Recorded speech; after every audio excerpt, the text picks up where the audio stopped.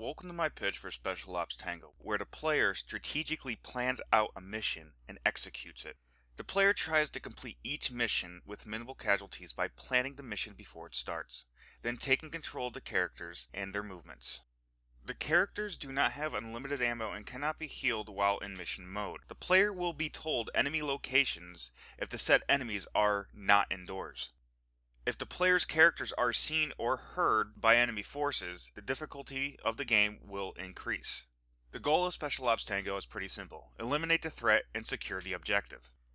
The NPCs are the main threat for the player, but there are many obstructions blocking the player's paths. Another force that's trying to stop the player would be Father Time.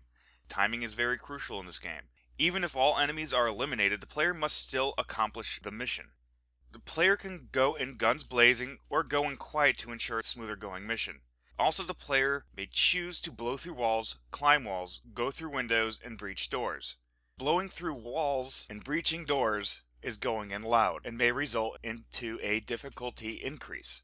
The theme for Special Ops Tango is a military strategy game with a 3D top-down perspective. The games that I can really compare this to would be Rainbow Six Siege, with the destruction of doors and walls, going through windows, basically breaching. Another game I can compare it to would be Metal Gear Ghost Babel for the Game Boy Color. That's the top-down perspective I'm going with, but like I want to go with a 3D version of it. And for the controlling the characters in the game, I would compare it to Brothers in Arms. Even though you're playing as a playable character in the game, that's how I want to control the player's characters. Playing this game in a top-down perspective, the game is really tense not knowing where the enemies will turn up until they're seen on the screen. Even while in planning mode, the player may see some enemy positions, but in mission mode, those already marked NPCs will be patrolling and not stationary. The game is more of a strategy-based RTS, so the players are given orders other than taking full control of the characters. The player is really not actually in harm's way because the player is actually in what we would be calling base command, giving orders for the operation. There are many possibilities on how the player can go about completing the level. The real challenge lies in the NPCs, with the player only knowing their stationary location but not their patrol route. Also, it depends on what type of weaponry that the player chooses for the characters. Now, if they choose weapon systems without suppressors, obviously it's going to be loud and raise the difficulty higher and make it harder for the player to complete the level. Or they can go with submachine guns with a lower caliber round with a suppressor, which would be less noisy and make the game a little bit easier.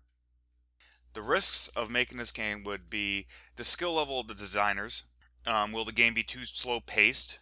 Will we have to get rid of some major mechanics of the game? Will the difficulty be balanced? Now, what I mean by the difficulty to be balanced, will the enemy and the playable characters be equals? Will they have the same health? Will they have the same armor? Will the enemy be a little bit stronger and have more body armor, more than players' characters? Will they have more access to ammo? Another one would be the sight mechanic in the enemies. Will we be able to manipulate a mechanic so that the enemy, the NPC, can actually see the player and react correctly? These are all the risks that I'm really worried about. Thank you for listening to my pitch. Thank you for your time. Have a nice day.